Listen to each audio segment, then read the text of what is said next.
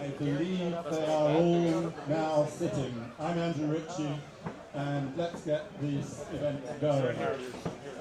Ladies and gentlemen, mountain bikers, road bikers, tourists, recreational cyclists, Davis cyclists, and of course, bicycle historians present who are attending our 16th annual Bicycle History Conference in Davis. Thank you all for being here. And if we could lower the noise level a bit, perhaps everyone will be able to be heard. Welcome to our History of Mountain Biking Symposium and Celebration. I'm reliably informed by Gary Fisher and several of the other gentlemen on the platform that in fact this is the first time that the pioneers of the mountain bike have been assembled on one platform ever. So I think we should give them a round of applause. Where are they? Let's go see them. I don't think they even realize themselves that they're all actually here together. And just let me very quickly fill you in on the format for the evening. Essentially, we are going to draw names from a hat for the order of speaking, and the gentlemen on the lady and gentlemen on the platform will then speak briefly for about 5 minutes in the order in which their names are pulled from the hat. There will then be the opportunity for the members of the panel to question each other and to offer any rebuttal or questioning or further information to the statements that have previously been made. And this will be moderated by Paul Amara, who is sitting next to Jacquie at the end of the platform there. And then after a brief break, can everybody hear me okay? After a brief break for people to get drinks, we will then open the whole proceedings to the audience, and you will have the chance to address your questions to the pioneers on the platform, and Paula will moderate that. We also have in the proceedings Ian Bolle, who's here behind me, who's going to say a few words about mountain biking, about the history of mountain biking, and then Paula will briefly introduce the members of the panel, and then we will show a short movie that Joe Breeze will introduce, which is a movie of repack in the early days. I haven't seen it yet, so I don't know what's on it, but Joe will tell you what you're going to see and when it was shot, etc., etc., etc. So, without further ado, I will turn you over to Ian Bolle, who will just speak very briefly about the history of the mountain bike and mountain biking. Ian Bolle.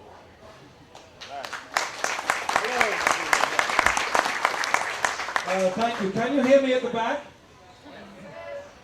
My name is Ian Bolle. I'm a social historian of science and technology. I work at the University of California at Berkeley, and I'm one of the people here this week at the International Cycling History Conference, which happens annually and has done so since 1990, 89-90. And this is our 16th gathering. I want to thank also Tom Lovering for having us all here, and especially to all the hard work at Davis done by David and Tim and co. Thank you very much, and thank you, Paula, to whom I will be handing over in just a very few minutes.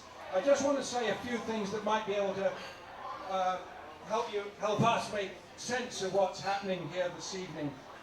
These gatherings are interesting because we're all lovers of the bicycle, of the machine, and we tend to compulsively search for origins and the moment of invention of the bicycles, and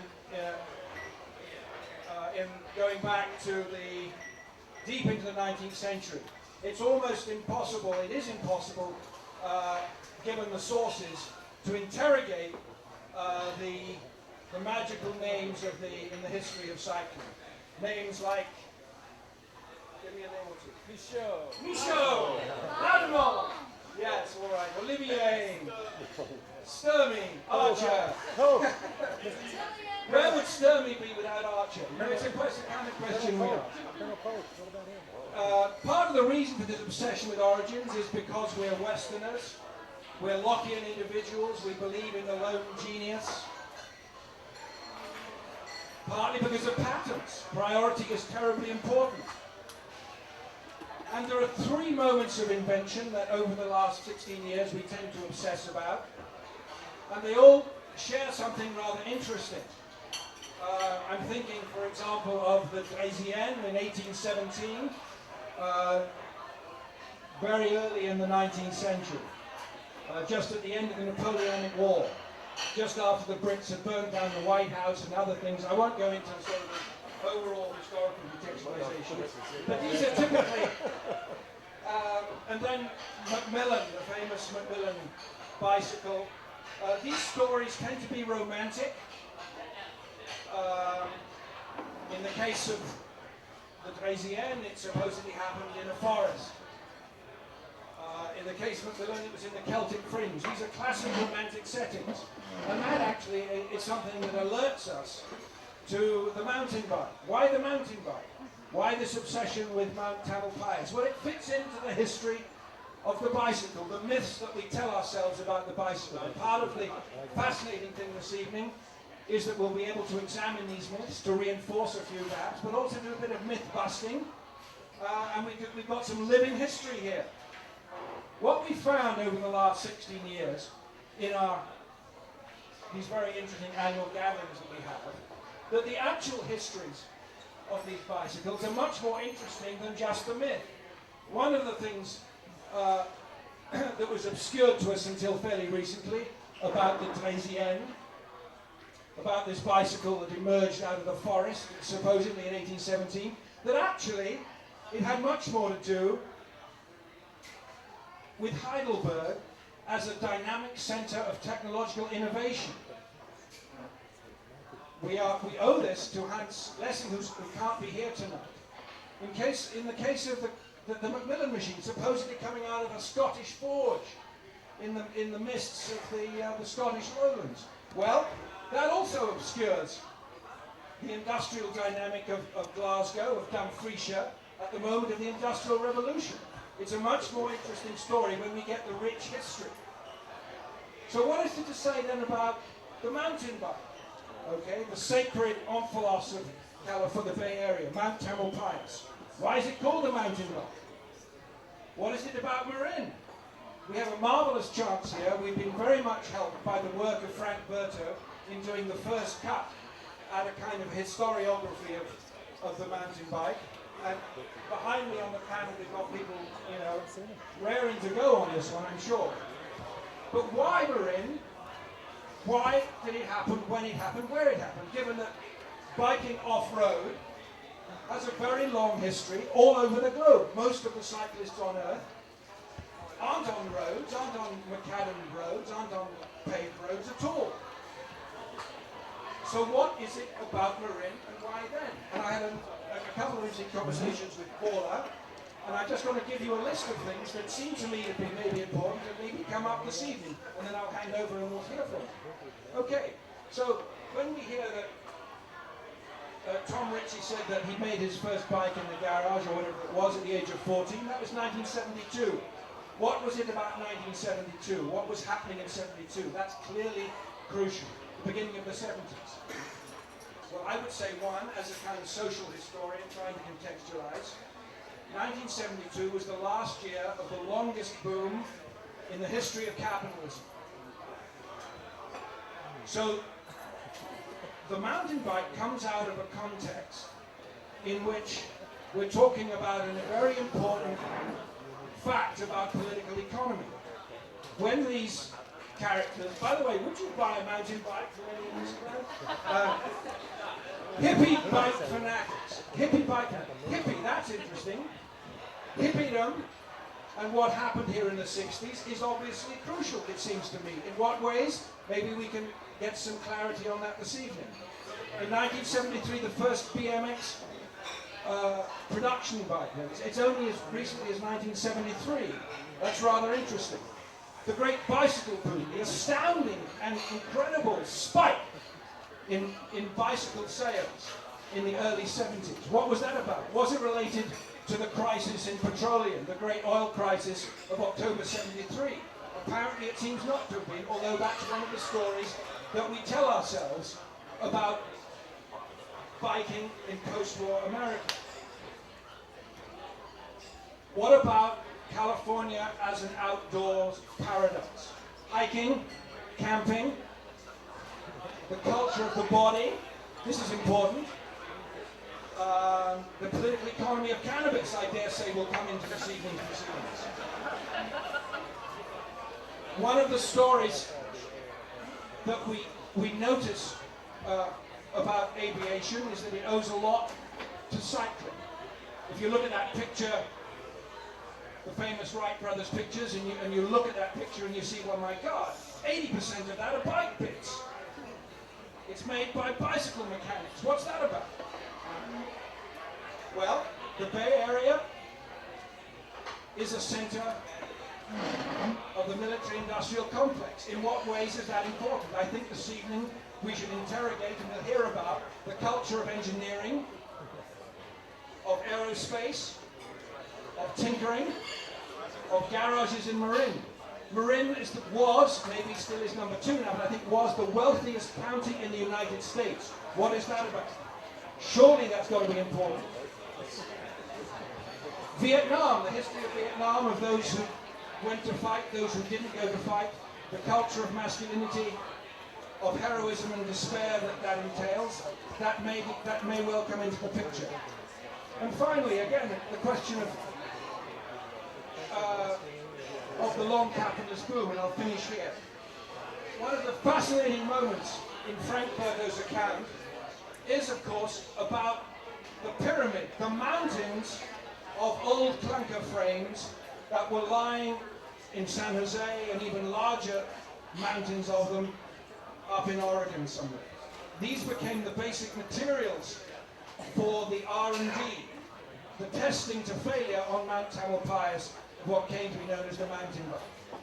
This was the detritus of the post-war baby boomers who, in that famous rite of passage at the age of 15 and 16, throws the bike away. Why? Because it's a toy, the bicycle is an artifact of childhood in this culture, and that's what makes it different from the cycling histories around the world.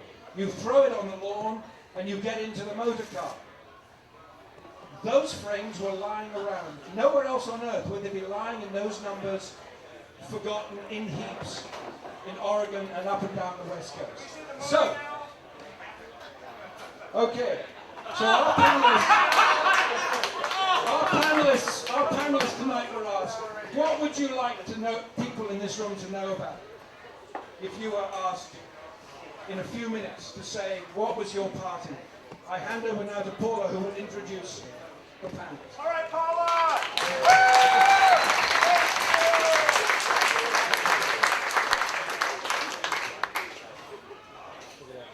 Thank you, everyone. Can you hear me? Okay.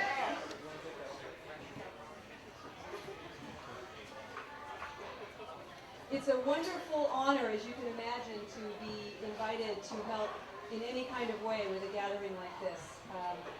These guys got started a little bit before I did. I met Jacquie bike riding back in the early 80s, and have been amazed to see the tremendous contributions that each one of the people at this table has made in some way to what we call ourselves mountain bikers. First of all, I have Jacquie Phelan here on my left, who probably has made it clear that this is not just some kind of serious snooty pooty tatooty roadie sport, but we're having some fun here, and it really brought out the performance art of the sport to a level that didn't exist before. And also over the years, it's been a long time since this thing started. Of all the people here, I think Jacquie, with the least amount of money and the most amount of courage, has managed to keep in touch with people from all over the country, all over the world, and all over in Northern California in our area and tried to kind of keep track of people and keep reporting where everybody was and what they were doing. So he's made a really tremendous contribution. Next is, and if you don't agree with me, you got microphones, so feel free to speak up. Next I have Joe Breeze, who at 14 rode to Lake Tahoe with his brother, and this was in 1968, I think, a long time ago. He was 18 in 72 when all this stuff was happening. He'd been racing for quite a while, so he was a hardcore racer. Several of these guys here were racing together back in the day. As you know now, Joe has really focused on bikes for transportation and really wants to provide bikes that are useful for people getting around every day. Next we have Otis Guy, who's another amazing frame builder. And Otis is another Hall of Famer, as just about everybody here is. Not me, but everybody else. Also a pioneer frame builder and racer, still building bicycles. Still would like to point out that he builds all of his own bikes with his name on them. Next to Otis is, as you all know, is Tom Ritchey, who also got an early start. His dad he was able to talk his dad into buying just about every kind of machine shop type of equipment that he wanted his dad to get when he was in his teenage years, and had his first bike built at age 15. And the year before, he had a turning point in his life. He'd gone on a long ride with his father, and for the first time he had fun. He dropped him. So Tom has been really working hard on a breakaway bike that allows you just to hop in a plane or wherever you're going to go and not have to worry about what to do with the box when you get there. So he's really excited about that. And he's doing road bikes as well as mountain bikes because he originally also was a racer and a road frame builder. Next, we have Charlie Kelley, who, despite the things he told me, the things I love him the most for are his getting some of the stuff we did down in print in things like the Fat Tire Flyer and lots of other stuff. He's currently got a terrific website up, so you can actually read about the things that happen and see pictures of it without having had to have been there. And Charlie, actually, when he wasn't mountain biking, has been a roadie for the Sons of Champlain since 1968, and they're still performing. And he shared a little tidbit about me with me about actually having a chance. I smoked a joint with Jerry Garcia. No, the other one. Oh, the other one. I saw Janis Joplin naked. What about the red panties? And you weren't sure what color the shoes were? Ah, yeah, sure. Well, not totally naked. Red panties. Anyway, so now you know a little more about Charlie Kelley than you did before. Maybe too much. Maybe too much. Alan Bonds is sitting between him and Gary Fisher, and Alan is listed in the books as being the guy that went up and got the frames, but Alan actually was a lot more important than that. He was roommates with Gary and Charlie, and the three of them, it sounds like, were kind of partners in crime quite a bit. I think you also organized some of the early events. Said, hey, let's all get together and do something. I was a phone secretary. Okay, so he made all the calls. Hey, he drove up here with us. He originally came from Texas, had a lot of mechanical experience with cars and automobiles, and also was an airbrush artist and did a lot of painting of a lot of different kinds of things. Next is Gary Fisher, who has got a very nice, snappy new hat. I hadn't seen that before. I really like that. But Jerry Garcia taught me how to roll joints. Oh, the tough talking begins. Okay. This is dedicated. So, Gary wanted to let you know that he's got bikes in 62 countries, and he designed a part of Lance Armstrong's bike. And but lately he's been really occupied with his new 15-month-old son named Miles, and it's taken up all his time, but he's not complaining a bit. And then we have someone that I actually knew about, but not because he lived in Davis at the very end. This is John Finley Scott. Those of you who've had any experience in road cycling at all know that he was the owner of Cupertino Bike Shop from 1981 for quite some time. He claims that he had more money than time, and he offered to buy the shop from Spence Wolf, who suddenly decided he was ready to retire. So he got the shop in 81. But what John had done a lot of is really backing people up and providing a lot of financial and emotional support and parts help and mechanical help to a lot of the guys at this table. So that's pretty much it. I'm going to ask Jacquie to draw the first name out of the hat, so we'll see who goes first in making a statement about where they think they placed in there.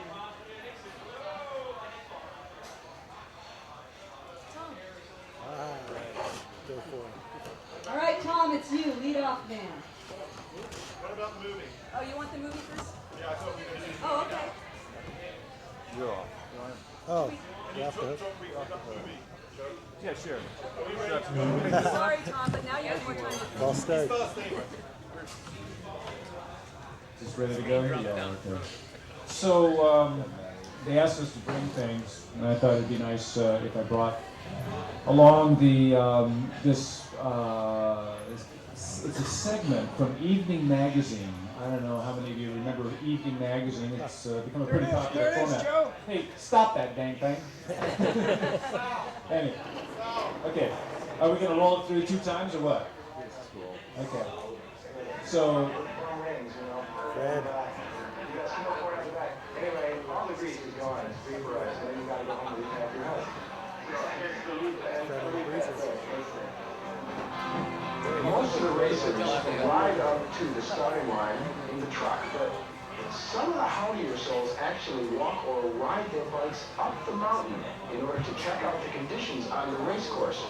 Now this is the actual starting line, top of a fire road, on top of a mountain here in Marin County. The finish line is 2 miles away and 1,300 feet below where we stand now. They go down 1,300 feet in the course of the race. It's quite a drop.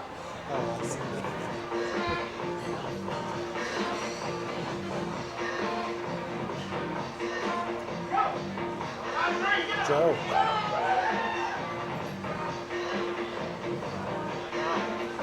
Tom.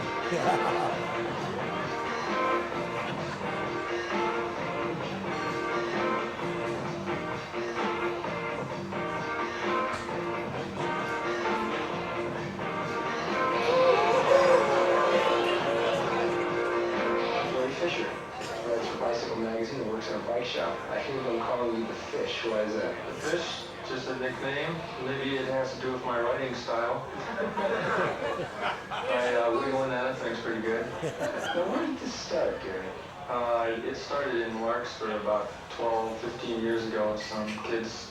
But that's where I saw it start. It's really hard to say where it started because it probably started when men started riding bicycles 100 years ago. And they had nothing but dirt roads, so I don't know. But how about this customizing this since we put on the gears and the big knobby tires? Well, the big hybrid about 5 years ago. And it's come a long way since then, and it's going to go a long ways. The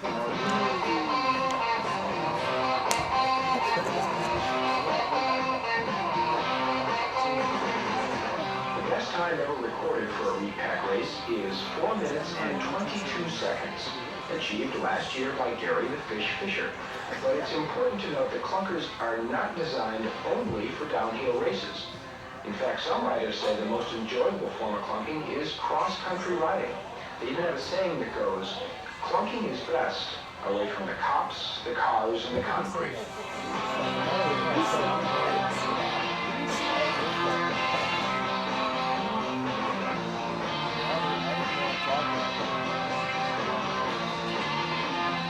There's more to this than just racing downhill. Oh yeah, there's riding around all kinds of trails and enjoying nature, enjoying being able to go where you want, using your own power. Cross-country skiing almost, as opposed to downhill racing like this seems to be. Yeah, and if you fall down and don't get snow, you lose something.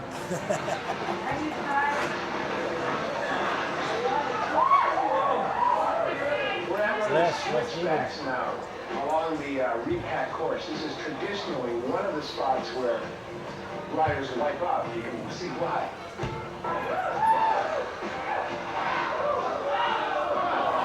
Toby Hartman.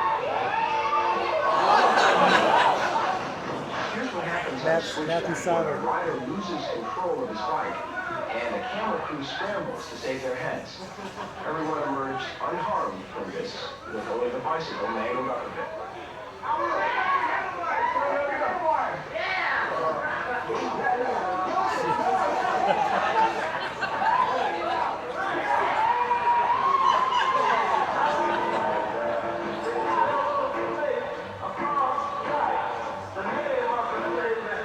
At the end of the race, there's a simple awards ceremony where the winners collect their spoils, new brakes for some, or sometimes just a bottle of wine. Drink later while you try and forget how much your body hurts and try and remember how much you enjoyed the experience.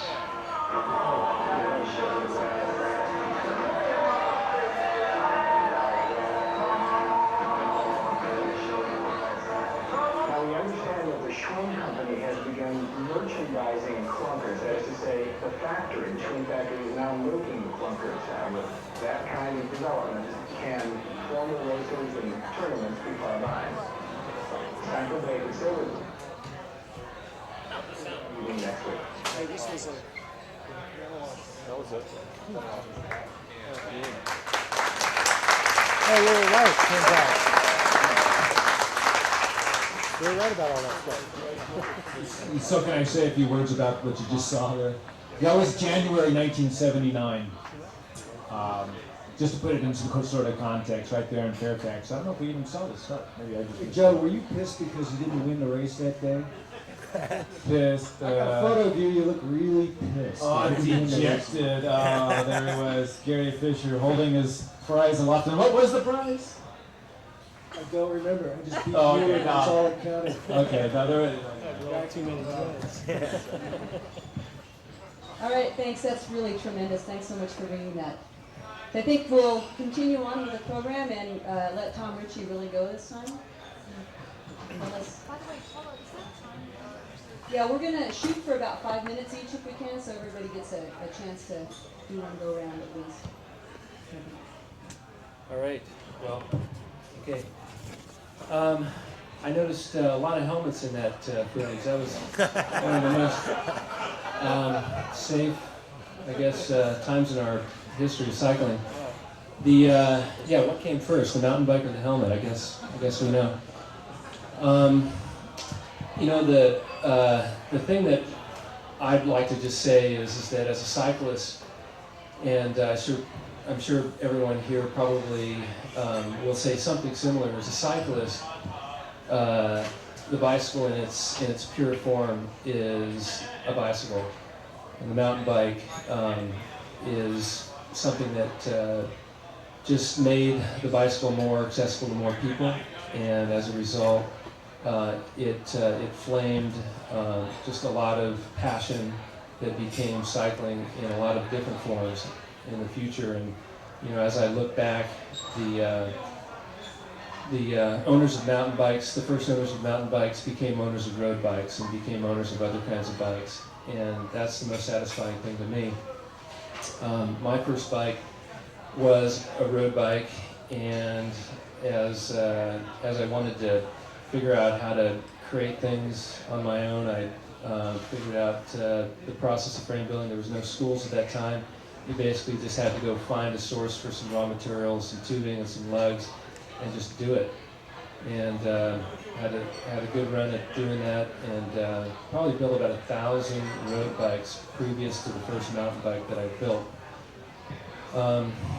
The history, and we talked a lot about Marin, but actually the history, I feel, is a little bit slanted toward the south, and I think that the inspiration of what I would like to kind of throw out as a definition of the mountain bike, and just for my panel and the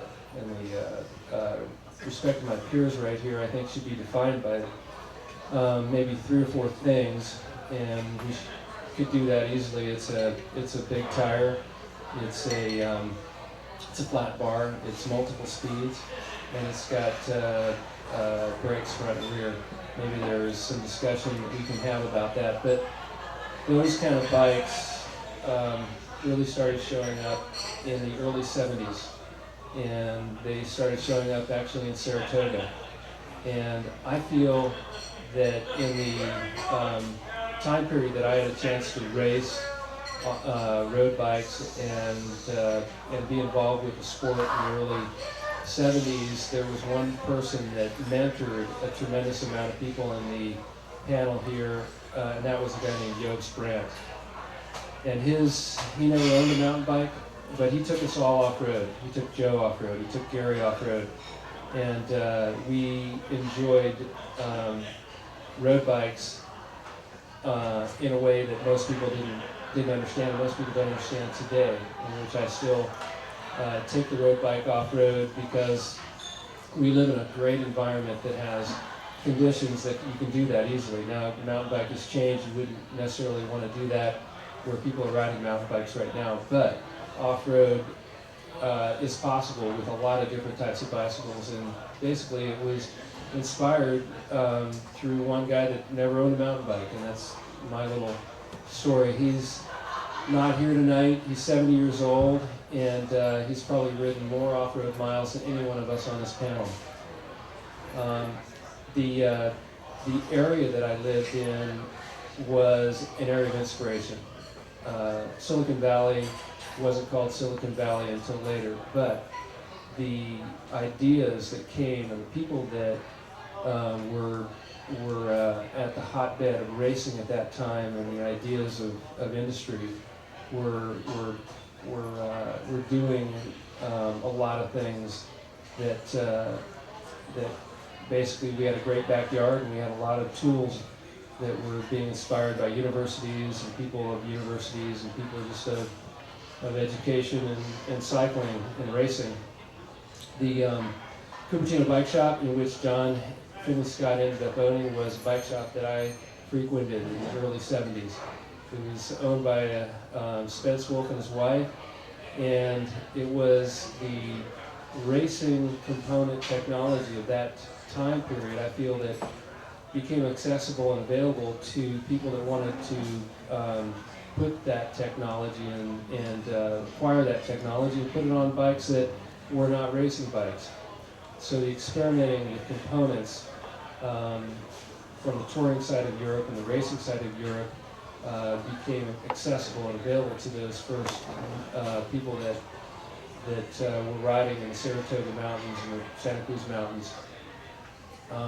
I didn't know these guys, but they ended up coming to Marin in the early 70s. They ended up racing at a traditional cyclocross race, which my friend Mark Horowitz put on in '74. And the inspiration that started the Marin catching of a flame was at that point forward. Thank you.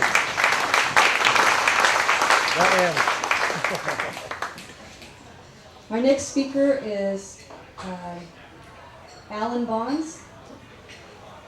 Is that a good sequence for you? Yeah, that'll work. All right, excellent. Well, I met Gary and Charlie in Fairfax in 1976. At that time, I think Gary was 25, I was 26, and Charlie was 27. And they were dedicated cyclists. I had a cheap road bike, and I was riding it around on some of the trails. And a roommate of mine had been telling me I should get an old clunker and ride with him and his Larkspur friends.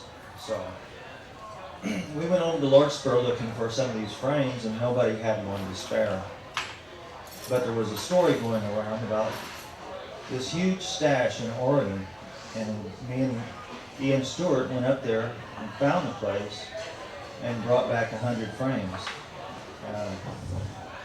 So suddenly, the single raw resource for these bicycles, I had 100 of. And there were no custom frames available at the time. So I built two for myself and was riding them around town, and people started coming up to me and wanting to buy them from me while I was riding them. So next thing I knew, I was billing them for people. And at that point, I moved in with Gary and Charlie, and that was when I got the indoctrination, really. You know, and I learned a lot from that. It's really a great moment in my life. And they were talking about the repack downhill fire road, and gosh, we ought to have a race down repack. And so I got into that idea and actually rode down it with them a few times, and nowhere near as fast as these guys, but I still was excited by the idea of having a race. And eventually they agreed that that would be a great thing to do. And we had the first repack race and then a number of repacks after that. And during the course of these repack races, probably I built no more than 20 of these bicycles for various people. But considering that there were only 12 hybrid bikes that I knew of anywhere in the area when I first got mine, by 79 when I quit doing it, there were over 100. And during that time there were no other sources for these bikes. So in a way I feel like I helped contribute to that spread and that growth of the sport.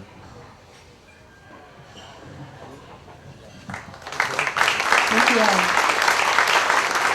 Hey, Alan, could you say something about your paint? Oh yeah, I painted the bicycles. I grew up in Texas, and there were a lot of really fast cars in Texas that had nice paint jobs on them. And when you look at these bicycles, all they were lacking really was paint, because they were rusty buckets. And nobody, you could leave them up in front of the store for maybe an hour, and nobody would even touch it. You could come back, it would still be there, and nobody had a clue what was going on. When I did my bikes, I painted them.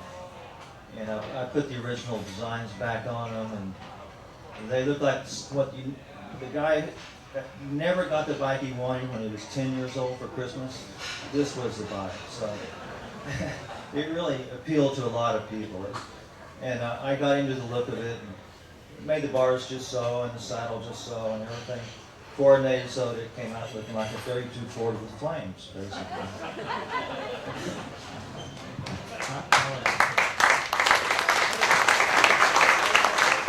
Thank you, Alan. It's a nice segue for John Finley Scott, whose name come up next, since he was selling some things that had to have nice paint jobs. The microphone, John. Well, I hope my remarks and possibly those of others will simply be a catalyst for discussion, and I will try. It doesn't come naturally in my trade to be very concise, but sometimes I can do this with an adequate incentive.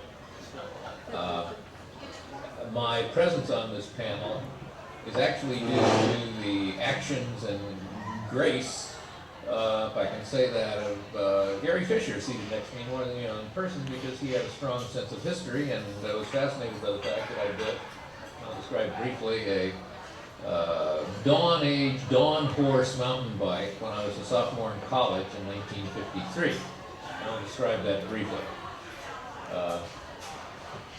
The overall question of who is first has never been one that fascinated me, because it seems very, very difficult to resolve adequately, but whether it be aircraft or automobiles, Gottlob Daimler, or his Puttmobile on bicycle wheels with his wife out in front duly cranking the engine, or the Wright brothers, or whoever did this, that, and the next thing in bicycles, velocipedes, it attracts many people, so if I've got any priority in that, I'm going to go grab it. I should add, however, that depending on what you mean by a mountain bike or an off-road bike, this has a long, if rather diffuse history, because obviously the earliest self-propelled vehicles, bicycles or velocipedes, one sort or another, had to contend with suboptimal road surfaces. One of the things I think we'll learn tomorrow is that bicycles developed more quickly in France than elsewhere because they had the best road network in the early days of the 20th century, but that wasn't the case in England and certainly not in the United States. So to some extent, off-road riding or bad road riding was an art that was necessary in the first bicycle boom. It's worth noting that the French developed a rationalized system of tires of various rim diameters and cross sections, and built utility bikes with a 650 rim, 584 millimeters, and various fat tires. And I've read of these being used for tours on the alpine roads of the days, which were rough and bumpy. So they weren't necessarily going over single track trails, but they were hauling some pretty rough roads. In Britain in the 1950s, you had a loose group called the Rough Stuff Fellowship, which used pretty ordinary road bikes with perhaps slightly fatter than normal tires, and went off on unpaved trails wherever they could find them in England. They were rated by the fact that there's not a whole lot of sand in England, and that made emphasis on your tires and special features not quite as important as it might have been otherwise. Well, let me talk about my 1953 bike. I had the bright idea that there was a niche for some sort of personal transport between walking and especially backpacking, which always got me beat up, and smooth surface transport and ordinary bicycles. And the key to this, obviously, was a balloon tire. So I started keeping my eyes open. I got balloon. You didn't buy knobbies in those days. I found an old frame, single top tube diamond frame that had balloon tire clearances and so on. And so I built up some wheels on the then terrible steel rims of the day. I spoke the rear wheel up on a 4-speed wide ratio Sturmey hub, later added some sprockets. Found a very strange front brake, that's all I could find, and used this as a proof of concept bike. It worked. I kept it running for about 3 or 4 years. I abandoned the whole project. I had no sense of history when the rear wheel was stolen while I was a graduate student at Stanford. It worked well, but I was aware that development of this idea would require specialized, lightweight components, as light as what you could get for road bikes at that day, and they simply weren't available. The idea of an off-road bike continued to interest me, however, and when I first went to the Shrine, Spencer's shop at 10080 Randy Lane, when I was a young pup, I saw the 650 French tires. And I realized at first you could probably stick these things in British frames because they had clearances that birds could fly through. No super tight wheel clearances, which are so salon-fähig today. And that's a frame our social historians will appreciate. Michel Foucault is salon-fähig. Thank you. So I had a frame built up with attention to the clearances. In fact, I got the frame back by a set of curious chances. It's over there right on top of one of Joe Greaser's primordial bicycles. It's been much modified, but it's still a very serviceable bicycle. The last owner tricked it up with a Campagnolo derailleur. I detest Campagnolo, to whom I refer, the whole firm, as the thief of Vicenza. So, but anyway, there it is. It was running on a 2636 46 TA triple chain ring driving a 15, 17, 20, 23, 28 freewheel, because that's about all you could get in those days. I've had a bike of that design continuously in possession since 1963. I built a fleet of about a 53 centimeter frame, 52, and about a 60 centimeter frame. As for early explorations, I have a picture, I shall not identify the rider, of that 60 centimeter frame on the summit of Hatfield. That was a bit of a stunt, but the rider advised me he sure got to the bottom faster than the hikers he was with. Much of that trail is steep and paved. That bicycle figured, so far as I know, in the first ascents of White Mountain. I did that. A traverse across the Kern Plateau, Telescope Peak, Alpine Tunnel, Colorado, all sorts of strange places. I regard the 650 bike as very useful because you can get up to 50 millimeter tires for it, and it's very competitive. But of course, the development of conventional mountain bike equipment has advanced so far today that you can duplicate anything a 650 bike can do with balloon tires. I think the mountain bike movement came together from a fortuitous set of circumstances. The biking community in those days in California was not very big, and everybody tended to know everybody else. And then I met Tom Ritchey on some super tours, and one way or another, I forget how, I got in touch with Gary Fisher, and we were all fascinated, I especially, that we started talking about what you needed in an off-road bicycle, quite by independent routes. We had come up on the same design criteria: jack the bottom bracket off the ground so the rocks don't eat your chain wheel. Get gonzo brakes, and the only one that would fit across a big tire were the Mayfax Brazon brakes, which have now become practically universal for everything but the most expensive wannabe racer road bikes. And you can't have gears too low. I think there's a sociological point here, and the two exemplars are present at this table. Two skinny gentlemen, I hate them both because they're thin, I'm not. Gary Fisher, skinny Tom, pardon me, skinny Tom Ritchey, skinny Tom, and Gary Fisher, he's just about as skinny. In their young racing days, both of these guys had reputation as formidable climbers. They didn't have to prove they were hero climbers by running a 42.21 up Page Mill Road. They could sit down and spin and still beat everybody at the top. They were sort of precursors of Lance Armstrong, 90 miles an hour up Alpe d'Huez and so on and so forth, and all the passes in the Pyrenees. Marketing to the mountain bike, to the wannabe racers, was an important part of its success. And I think it would have been very difficult for someone such as myself, who uses low gears out of absolute desperation and necessity, to be an exemplar of this sort. But when two people who are known to the bicycle community as formidable climbers are running 26 by 28 transmissions, there must be a good reason for it. And as we all know, this is now common knowledge, the lowest appropriate gear for a mountain bike is the smallest chainwheel you can find driving the biggest sprocket you can find.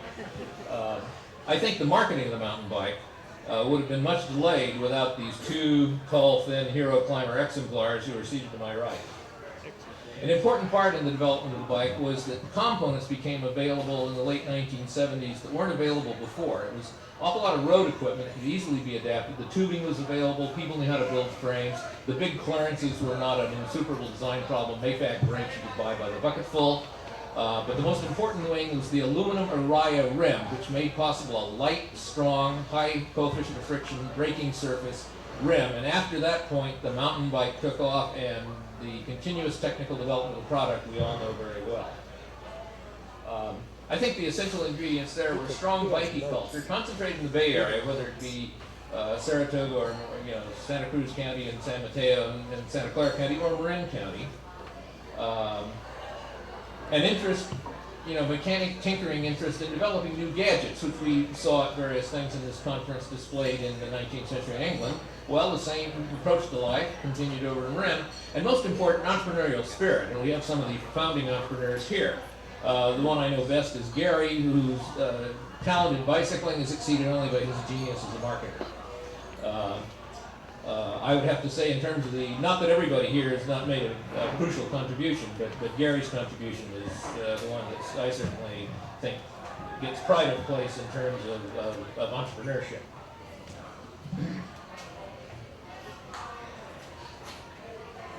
Well, I don't know if you used up my time, but I think it's time to quit and turn it over to the next guy. Well, thank you very much.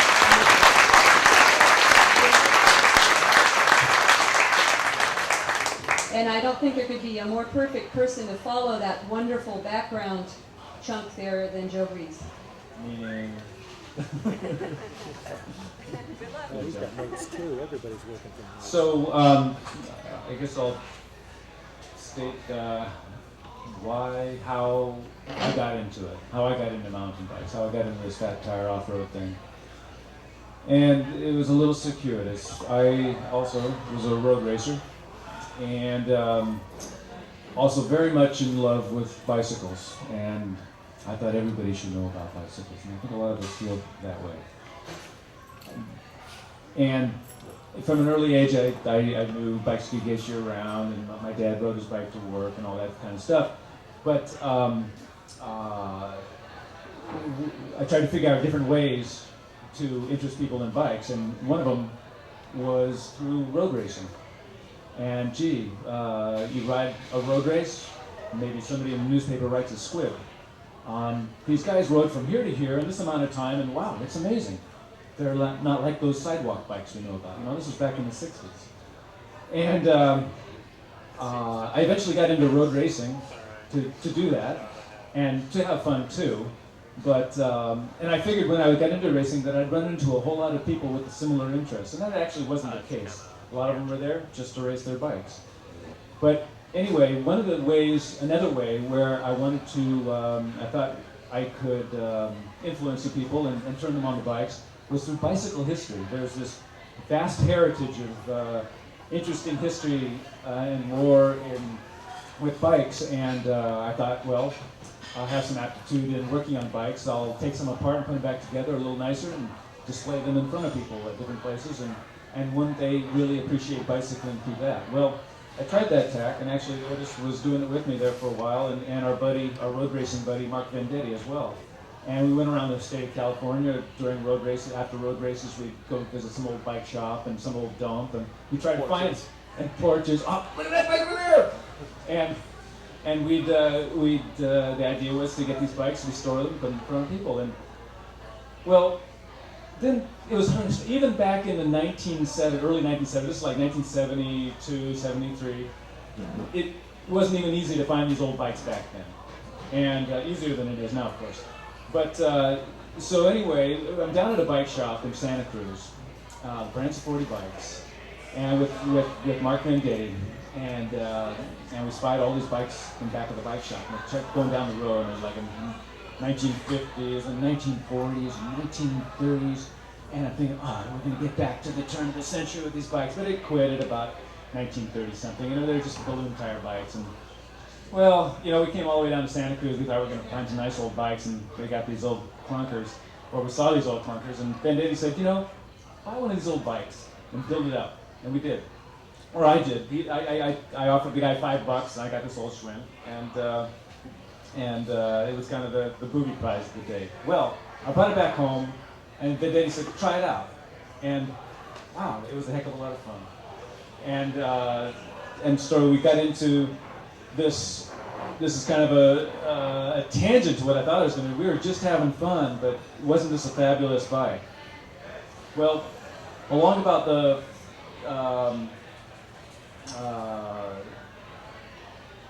you know, people ask why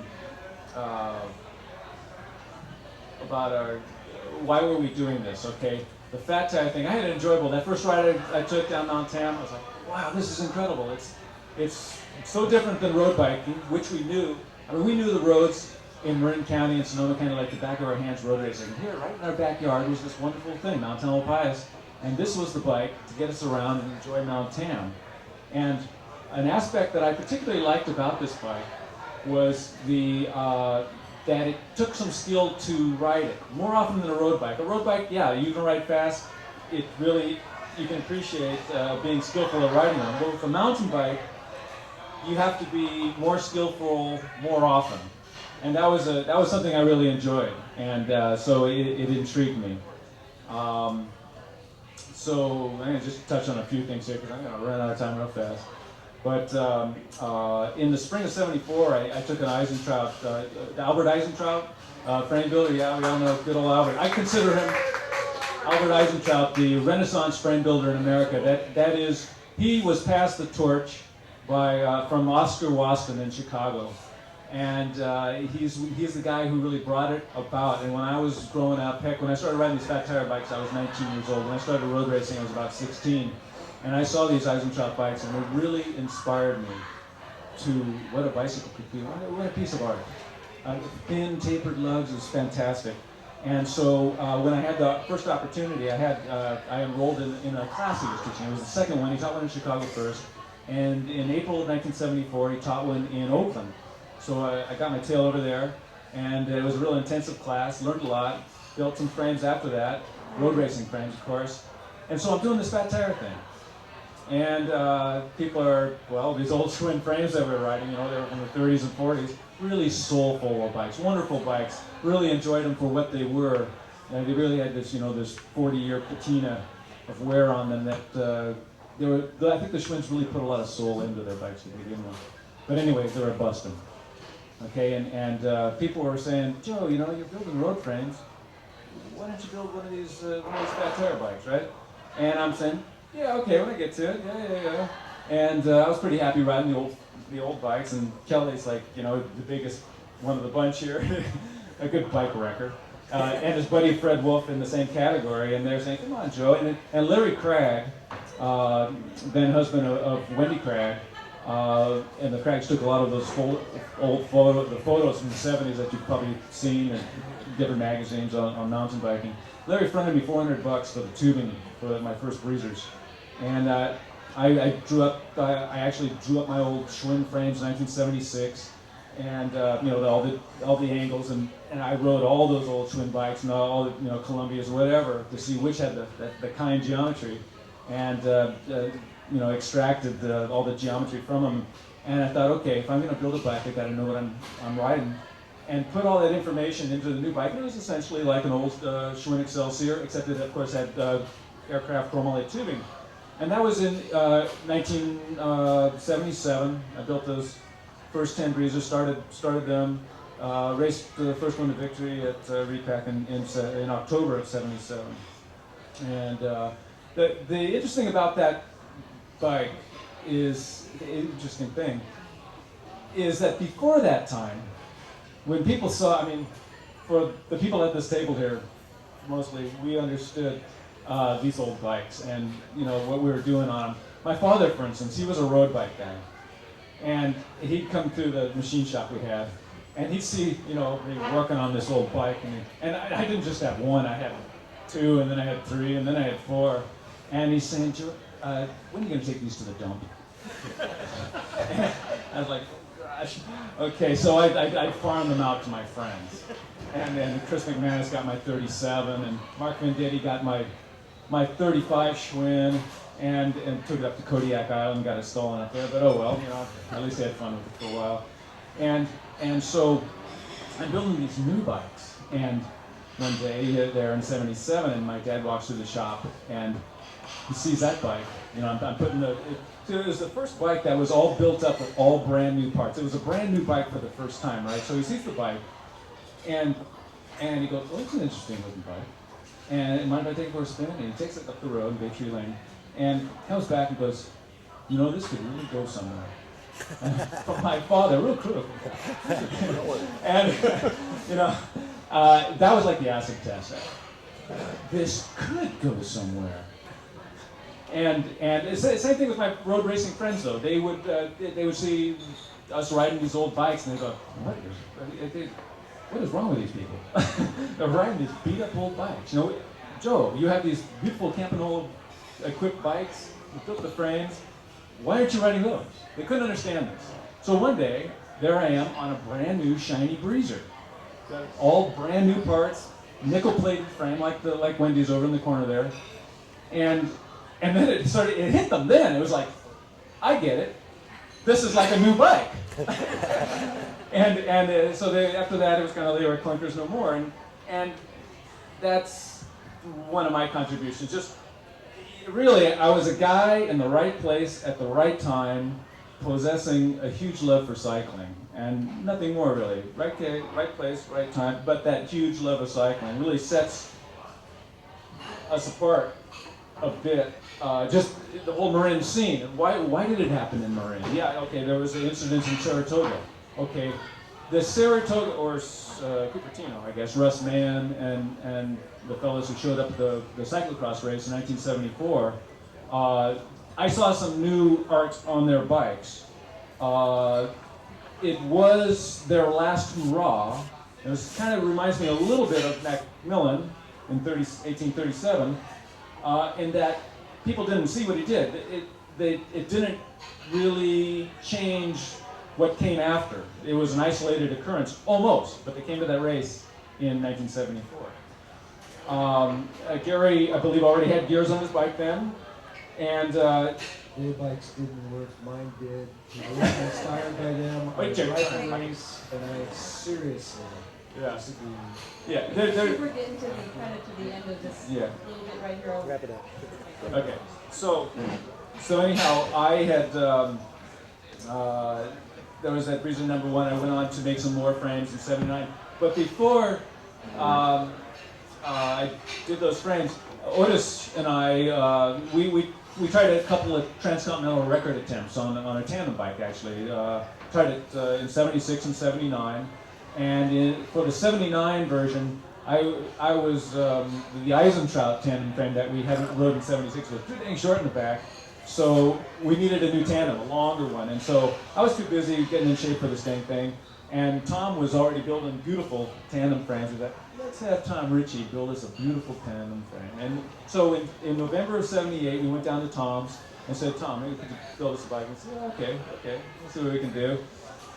Along about January '79, I figure there's a design I wanted to incorporate into my bike, which is on the breezers. It's the twin laterals. You've probably seen the bike over there. It's got these funny twin laterals there. And it's got this elliptical tube coming across. Tom was using twin laterals on his tandem bike, but there was a certain feature I wanted to incorporate from my bike into it. So we went down, brought the bike down there, showed it to Tom, and Peter Johnson, as I recall, whipped that thing right out of my hand when I pulled it out of Otis's old foremost milk truck. And he rides it down the street like it's a BMX bike, woo! And then Tom was about to build a bike for Joe Ryan, a cyclocross ace in Northern California. They go ride it down the John Muir Trail, 650B bikes, and he said, man, I'm going to use this fat tire design. And there were a couple of comments about the frame design. We shared some ideas. I sent him a drawing, things like that. So back then it was like we were sharing a lot of information.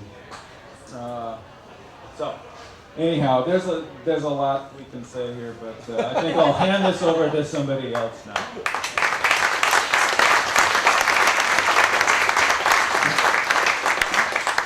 I think next time we need to put this in 2 days instead of one night. This is really wonderful. Next we have Charlie Kelley, gonna take it from there and maybe tell us about some of the bikes you broke. Even 2 days is not enough.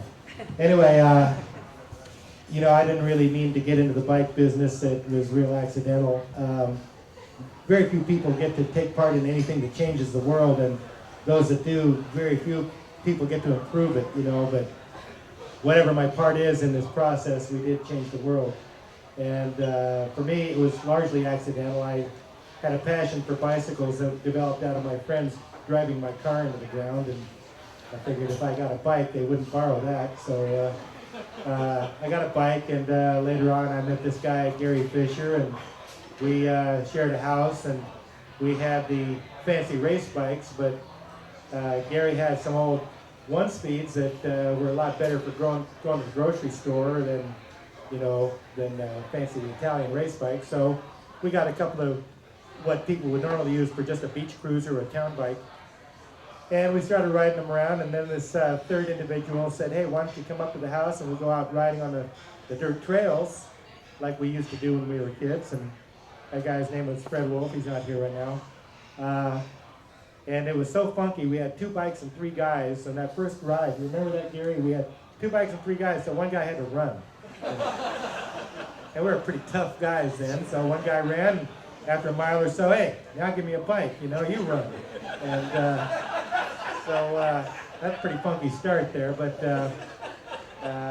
one thing led to another, and we started riding these things out, you know, on a regular basis until one thing led to another, and we finally had a race in October of 1976, and that was supposed to settle for all time who was the fastest guy on the bike, but what we found is it only settled for that day. And the fact that we had a race, an actual organized race, started to draw in guys from other localities that were doing essentially the same thing. The guys from Larkspur started showing up, and then shortly after that, the guys from Berkeley started showing up, and the repack race really became the meeting point and the testing ground for the equipment. And for me, of course, I at some point I started keeping the records and promoting the events. And we put up posters in the bike shops, and the poster would be pretty cryptic to anyone who didn't know what it was about. But we were having the races on a regular basis, and for me, that was my inspiration for. All my friends could kick my ass on the downhill, so I thought, hey, better equipment is what I need. And I had a guy named Craig Mitchell build me what is, as far as I know, the first mountain bike frame made for that purpose from scratch. And unfortunately, I wasn't very happy with it. And later, I asked Joe if he would make me one of his frames, you know. And so, for me, a pivotal moment was certainly getting that Breeze frame. But there were 3 or 4 pivotal moments for me. One of them would be the first repack race, which obviously led to many more.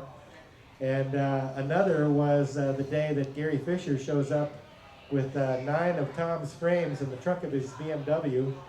It was a really beat up BMW, but And he said, hey man, Tom made these frames and says if nobody in Palo Alto wants to buy them, you want to help me sell these bikes?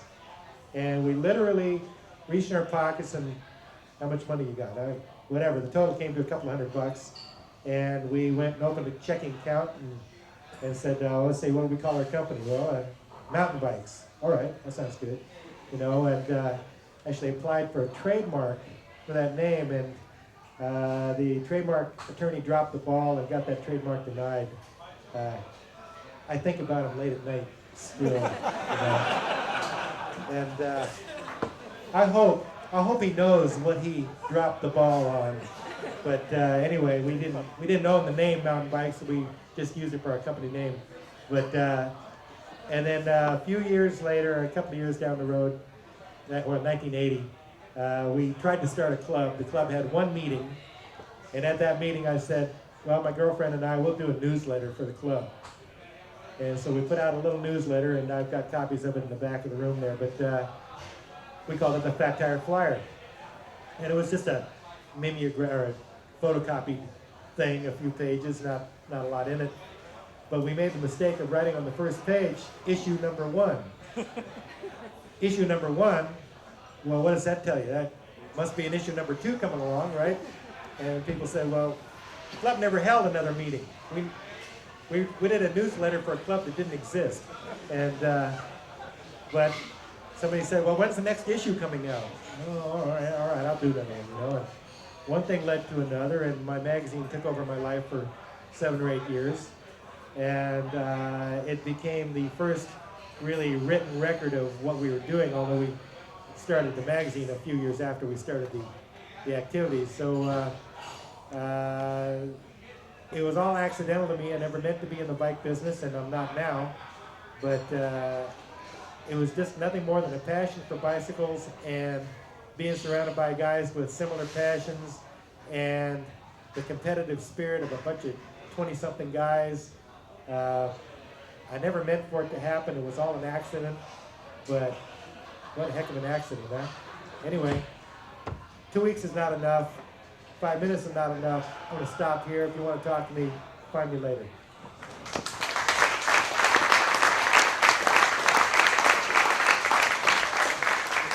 Thank you, Charlie. Gary, you're up next.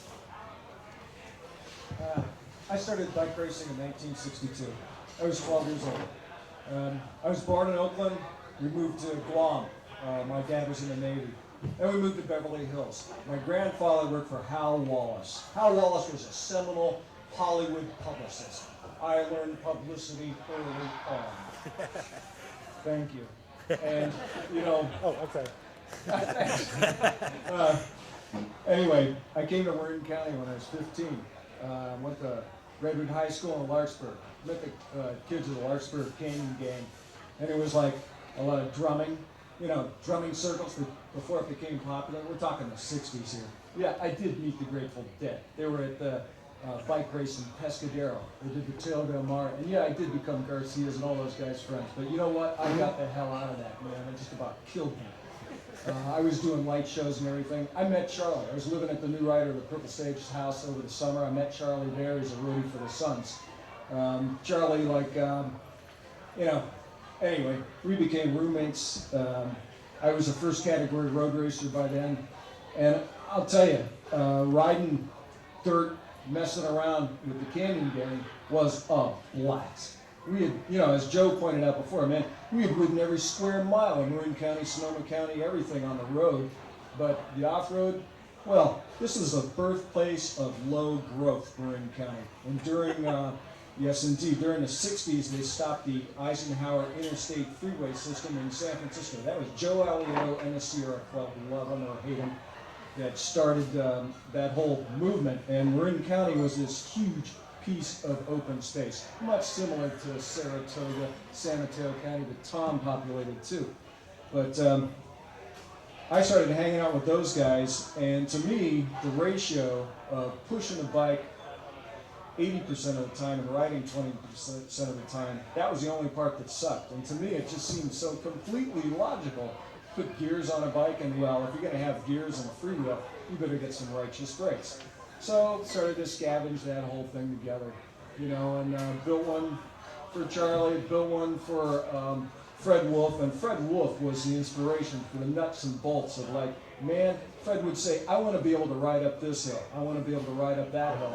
And the guy was 200 pounds, he was super strong, and would tear normal stuff up. So we developed bikes, you know, I helped those guys and develop bikes, and then bikes were being developed. I mean, this mongrelization. There were guys going out and finding the kind, you know, Mark Vendetti and his perfect bikes. Joe had perfect bikes of all the proper Morrow rear brake, the Schwinn front brake and everything. And my bikes with these ugly, mongrel, laughable things that I could ride 80% of the time. You know, that was the thing. And that started to change things. Then things, you know, this thing, it was obvious it was going to take off. I mean, oh my God, by the time the first repack came around, I was a first category road racer. And like, barely anybody in town knew of my exploits or anything doing that because we were always traveling somewhere else in the state. There were very few road races in Marin County, but the repack race went on every couple of weeks. And, you know, we go out and try to get prizes for that race, and all the bike dealers wanted to give us prizes. Because, man, people would come in after the day after the repack race with all this trashed out equipment. We busted so many bikes, it was a whole deal. You just busted them up. You know, and I'd walk down the street in Fairfax, and people would run out of bars and say, Gary, you got to beat that guy Joe Breeze from Mill Valley, damn it. You know, it was like that. And this was, you know, amazing.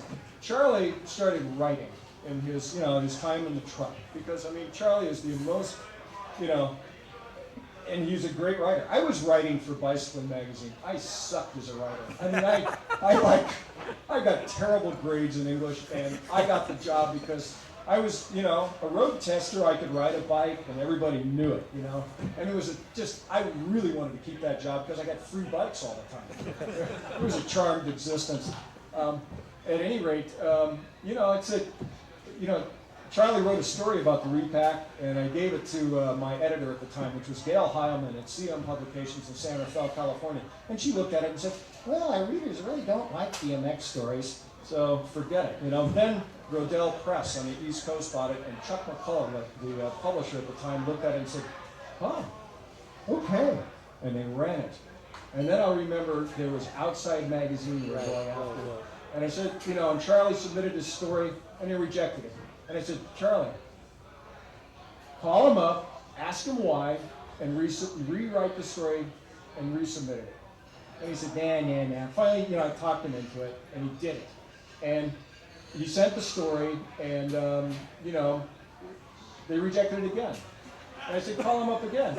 And he called him up again. He resubmitted it, he got the thing done. You know, and here it was, some really great publicity for this whole thing. And it was before we had any bikes really available. Now, Tom, I'd known Tom, I mean, what a badass road racer he was, and he had like these radical designs on his road frames. And at the time I went to Albert Eisentrout, Jeffrey Richmond, and Tom. Tom built 3 frames in 3 weeks. Jeffrey Richmond built 1 frame in 3 months, and Albert Eisentrout, it took 5 years for him to build the first frame. I said, Tom is hot shit, you know. And Tom, you know, he built 3 frames. I bought one for, you know, it was $400 at the time, and I bought one for, and it was also to James Backway. And I was willing to take the 3rd, but Tom said, I want this for myself. And then Tom showed me this new handlebar he'd done, the Bull Moose handlebar, and it was bitchin', and it was cool. And it was amazing, and we suddenly were doing the publicity to get this thing out there, you know, to like let people know, and it was so much fun. It was like peddling drugs. Oh my God! You take people out on the bike, they come out with eyes this big, and say, I gotta have one. I gotta have one, you know. And previously we were doing bikes, you know. Alan would be making bikes, I'd be making bikes. It'd be the scavenger hunt looking for the frames and the hubs. Okay, these guys down in Saratoga, forget it, man. You look at their bikes, they had the wrong hubs, they had the wrong brake levers. It's like, I challenge any of you guys to ride that bike downhill. They themselves wrote in their own papers, they said, these bikes didn't really work. We really preferred the single speeds over these bikes. You also look at their gear ratios, they sucked. You know, you couldn't ride them up hills that well. And you know, these guys, I saw them. I was trying to develop my bikes. I'm riding a cyclocross ride and going like, holy shit, these guys have got fat tire, multi-gear bikes. I looked at them and said, nice try, but almost, you know, almost. And we kept developing the thing. And Craig Mitchell, that guy took his own life up in Montana. Don't live in the, you know, some guy accused him of being gay. This is like about 15 years ago. And the guy was a genius. He did so many crazy, innovative things. Another guy, Charlie Cunningham, too. I mean, developed the sloping top tube, did all these crazy things. It was, you know, Marin County had this open space and had this abundance of money and had, you know, it's still today per capita, it's possibly the world's high, or the nation's highest spendings on sporting goods equipment. So there was, you know, plenty of people to, you know, fund the thing. Of course, Joe made his first bikes, and he thought, I mean, Joe, as I remember, you said that you thought that the 10 bikes would forever take care of the notion that I want a $750 mountain bike, that they wouldn't sell that well. And by the time I didn't say correct that. I think Jackie Phelan said that.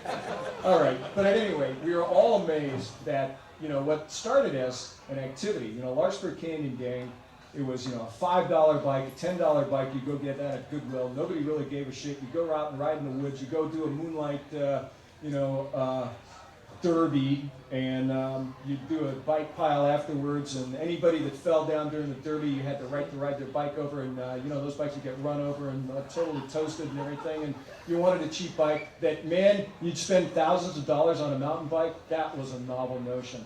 It was as novel as, I mean, times are ripe for the mountain bike, because the notion of riding off-road, people would look at you and go, you're riding a bicycle up there, off-road? Oh my God, this is insane. But at the same time, the bike was so practical. It was what people needed. Yeah, I too shared with Joe, like I am still, like Joe, a bicycle crusader. And that I had, you know, in 1962, I mean, I was 12 years old, 13, 14, I mean, people thought I was the stupidest geek. They'd see me out of my bike stuff. I was the uncoolest kid in school, and I didn't give a shit, you know, because I knew that bikes are right, and it was good. Thank you for that eloquent and passionate explanation of a previously sort of overlooked part, which is the marketing and publicity aspect. You really contributed a lot. No, it's nice. In a perfect follow-up after mentioning Charlie and flamboyance, we have Jacquie Phelan. It's kind of tough to follow the apostle of the splattered gray saints. But I think we're all there. I think too that, hey, I have religion. It used to be the Church of the Rotating Mass, but I think I like the Church of the Splattered Gray Saints a little bit better. One of the things that's real obvious in listening to these great stories is my connection to pretty much everybody here, and how so many of you Splattered Gray Saints had a role in my getting started. So I figured might as well just mention a couple. I was taken on my woodsy bike, my Raleigh 5-speed, by my friend Daryl to Fairfax to see this thing he was calling the Appetite Seminar. It was an annual ritual, he said. And whenever we would pass people on the bike path, it was a 25-mile ride to get to Fairfax from San Francisco. There'd be these guys on these bikes with arms outspread and their hair flapping, and he'd go, there's another seminarian. And I go, what do you mean? Oh, well, we're going to Appetite Seminar. Okay, so we get to Fairfax, and there's all these people with huge wide handlebars loading their bikes up onto a truck. And Daryl says, oh, look over there. That's Gary Fisher. We need to go meet him. So I went and met Gary Fisher. Then he said, that's Charles Kelley over there. So I obligingly headed over and shook Charlie's hand and said, hi, I'm Jacquie. Say, why are you guys putting all those bikes in the truck? I go, oh, well, there's a big hill to get up to the Appetite Seminar start. We're going to take pictures. And I go, no kidding. Okay, well, how far is that? A couple miles? Oh, right. So me and Daryl rode our bikes. He was on a Jack Taylor 10-speed, and I was on this, 5-speed Sprite girl's bike with a basket. Oh yeah, and Daryl and I were the only people wearing helmets, so we sort of stuck out. And people were wondering where did they come from. And me, the helmet was not just a normal helmet. It was a helmet with a duck sitting on top. Because in Fairfax, you really, in San Francisco, that's the only cure for me for road rage is to make them laugh before they kill you. So the duck always stayed on the helmet, and people were kind of wondering about people on the wrong bikes. We were clearly on the wrong bikes because they were smooth tires. And we pedaled up, and everybody was, lining their bikes, and those famous pictures that you'll see sometimes, I guess, on Charlie Kelley's website, right? One place, yeah. And they're okay, we're gonna take a picture, and Daryl looks at me and says, "See that hill over there? And there's this huge 3-part serpentine slope covered with street. If you can make it to the top of that, I'll give you a big surprise." And I had toe flips on my bike. And I somehow made it to the top without getting off or pushing. And I never did collect on the surprise, but I'm pretty sure that, Gary might have been there. Might have said, "What in the hell is she doing on that wrong bicycle with the basket?" Then I waited for everybody to catch up and go down in front of me. Huh? You were truly beautiful on that ride. I remember you. Gary, you're so nice. You have beautiful form on a bike. He thought I had beautiful form on a bike. Well, that's cool. So that was his first sight, is this chick with knee socks, striped knee socks, on a Raleigh girls bike. And me waiting for everybody to bomb down because I definitely would be in the way because I had never gone downhill on skinny tires. And I had to sing at the top of my lungs to stay sane. Fast forward 5 months later, I'm riding my road bike around Tiburon and meet Gary, and we trade phone numbers, and he becomes my coach. Somehow I end up being a pretty decent road racer because he's the guy talking into my ear, telling me exactly what to do in a criterion because I had no idea how you even rode a road race. But that year, 81, they had announced that women would be finally allowed to race in the Olympics. And maybe you didn't know, but women were banned in the Olympics on a bicycle. They were also allowed to be in a marathon for the first time. Somebody had conclusively proven that the uterus would not fall out under extreme duress. So anyway, I tried like crazy to be a roadie, but I just could not do it. And because I couldn't conform quite enough to their sartorial codes.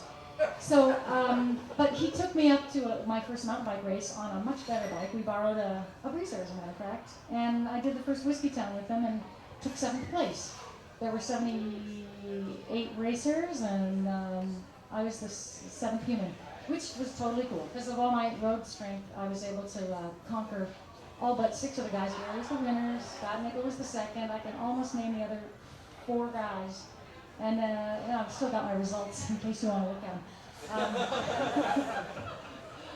But what I think the contribution that I ended up making because of my kind of breaking into the scene on the wrong bike, and then as soon as Gary and I broke up, I was suddenly persona non grata on the road rides. And because I couldn't be dropped, the guys had to actually let me get to the front so they could take an alternate route behind me in order to lose me. And at this point I realized, you know what, you can't get anywhere practicing by yourself on a road bike if you don't have people to negotiate turns at 35 miles an hour. I think I'll try mountain biking. They seemed a lot friendlier. And P.S. if I ever get famous, I am going to be so nice to every single newcomer I meet. So help me, goddess. So my contribution was to be friendly to every single person that I ever met, so help me, goddess. And that happened to be every single girlfriend who was along for the ride and got dropped. So I'm probably running out of time, but let's just say that I lifted up the back of the circus tent that at the front said "Fun for Boys" and started ushering women in as much as I could, saying, "Hey, this is really fun. You don't have to race. Just come ride with me. I'll show you how to not fall over." And at the time I was racing unbeaten. There didn't seem to be women that wanted to really race mountain bikes, so I was accorded my own gender. Because I rode like a guy, but I was obviously not a guy. And I couldn't be a woman. So, anyway, luckily I was racing the guys. They didn't, separate us out. And so some of you guys knew what I rode like. Because I wasn't separated out, thank heavens. I think I might be repeating myself. Anyway, as an unbeaten champ, I made no impression at all. But as the woman that showed probably 5,000 or 6,000 women how to ride a bike safely and never get hurt and not have to enter the race, I think that was my real contribution, because I think it's the safest, most fun thing to do, but that's not something you really hear about or see when you look at the ads, read the stories, and count the number of collarbones broken by this or that racer. I can't remember what the guy's name with the red hair is, that Australian kid who keeps breaking him. Cadell Evans. Anyway, that's like considered normal, hurting yourself, and that it happens to be a myth, and it's time for me to quit. So I just want to say that my part was to let the gals have a good time and make the story a little more known.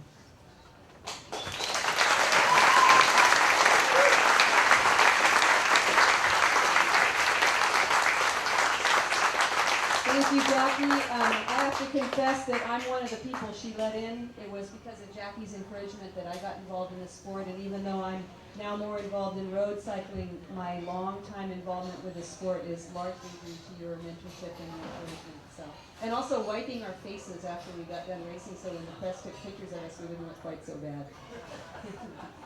So that leaves one rider left. That's Otis, and I'll just let you have your speech. I'll keep mine short, I promise.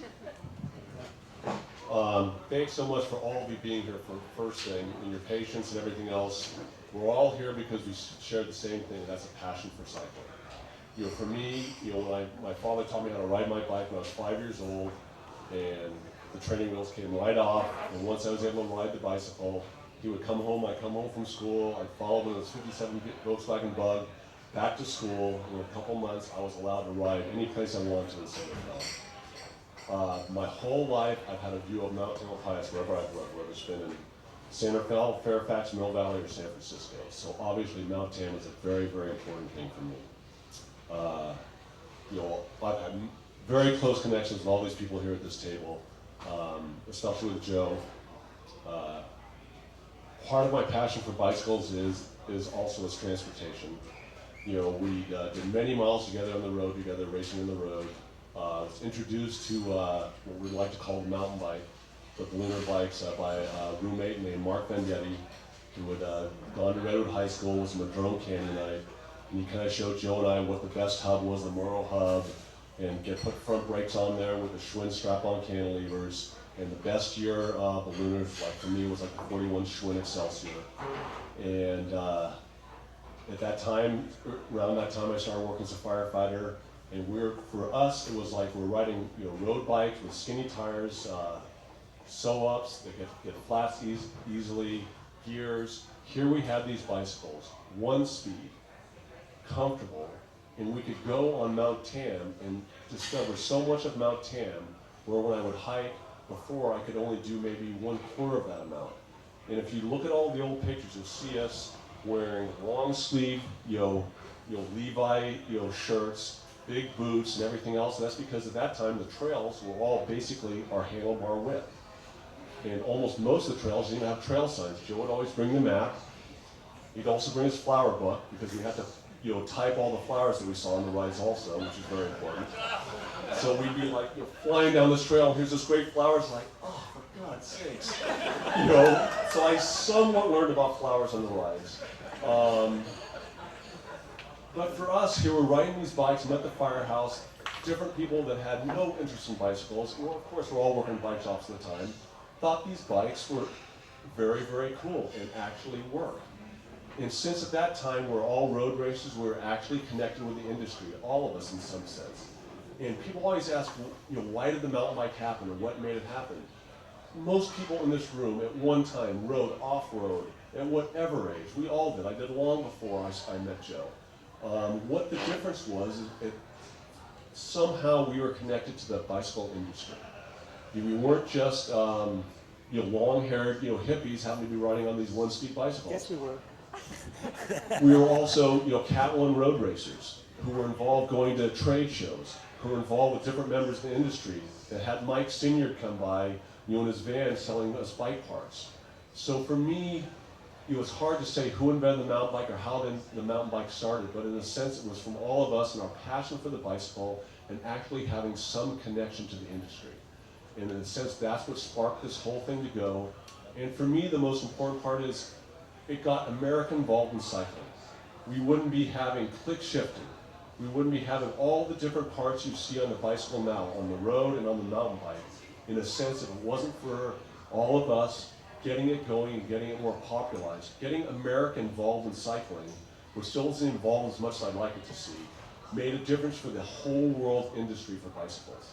And I'm glad to be just a very, very tiny part of that. Thank you.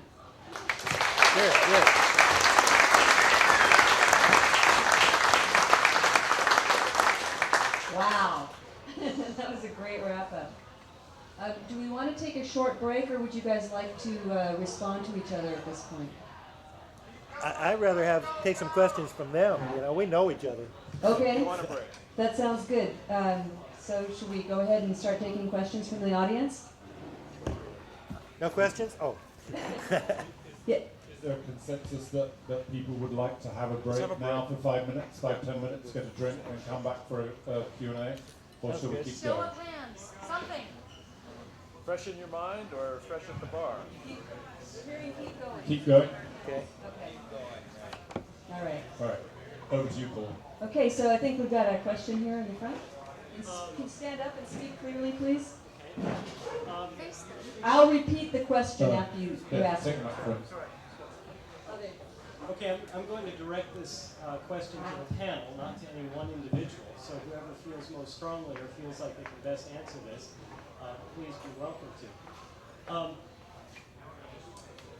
What I'm wondering is whether, now that the mountain bike has become so ubiquitous, not only in the United States but around the world, do any of you feel, well, actually I should qualify what I'm saying. I'm interested to hear as much enthusiasm on as many of your parts about cycling in general and not just mountain biking in particular. So I'm wondering if any of you feel any degree of frustration that the mountain bicycle has become so ubiquitous that it's actually become the standard bicycle even where it's not as ideal or appropriate. Yeah, it's funny. A few years back, I was down in Mexico. Mexico has a culture of a bike traditionally called the turista bike there. And, you know, it's a double top tube, has sort of like downturn bars and everything. And you see all these guys that are pimped out, just so cool. They've had like a whole like race scene for going on for years. And I tried to buy one, and it's like shop after shop I went to, they said, we got mountain bikes, man. We don't have this style of bike anymore. I finally found one. It was an indigenous bike. They make it down there. It's a different rim bead size than anything you ever saw. They have, you know, these crazy looking tires that are orange and different things. And so, yeah, I mean, like anything that becomes mass and homogenized, yeah, there's a part that turns you off on it. It's like one of our locals. You know Jerry Heidenreich, don't you guys? Yeah. Jerry quit mountain biking because it became too popular, right? So there's always that side of it, and also that when you say the ubiquitous bicycle in the world, a lot of people don't realize that, but it is worldwide. You go to third world countries, they all make mountain bikes now, so-called mountain bike and everything. And yeah, I guess, you know, in a lot of ways it's the best. I mean, Mexico in particular, their roads in the cities are these cobbles that are very rounded and not squared. I mean, it's the roughest riding I've ever done in my life. And these wheels used on the turista bikes are huge. So, yeah, I feel a bit, personally, I feel a bit strange with the whole thing. So I feel wonderful on one hand, and like Tom was saying earlier, you know, that more people ride bikes and everything, but feel a little strange on the other that I am partially responsible for homogenizing the bicycle. I'd like to add to that. You know, I don't know, you guys don't get this experience, but the guys and a few others that aren't here can go to any city in the world, and we will see pretty much the same diamond, not the multiple shock absorbing, hydraulically braked racing bikes, mountain bikes that are really currently popular, but essentially the diamond frame, fat tire, flat bar bikes that we started making in 79 and 80 are pretty much the standard bike for the rest of the world. And like I say, without trying to divide up who did what, we all had a hand in it. And how many people have the opportunity to go to any city in any country in the world and see something that they personally influenced? For me, And, you know, sometimes it's just hard, it's so overwhelming. How could I have had a hand in that? But in fact, we know that we all did. So there's a satisfaction that goes beyond money or anything. We changed the world, and we actually improved it. And who gets a chance to do that, you know? So sometimes you have to step back and say, wow, did we really do that? Well, it's out there. There it is. You know, I'm not sure I necessarily agree with that on the bicycle. As far as I was commuting to a class over in Hunters Point a couple days ago, and I rode by a guy on an early 90s Bridgestone mountain bike with slicks on it, with a nice set of panniers, and he was commuting to work. And here he was on his mountain bike, because he was making work, you know, for his commute bike. In a sense, what Joe's doing now, you know, moving from more of the mountain bike thing to more of a transportation bike it's all a process. You can still, you know, take a 90s, you know, mountain bike. This guy had no suspension, just an old Bridgestone lug frame. And it was like a great bike. I, you know, chatted him up along the way while we were cruising along the Embarcadero, saying what a nice bike he had.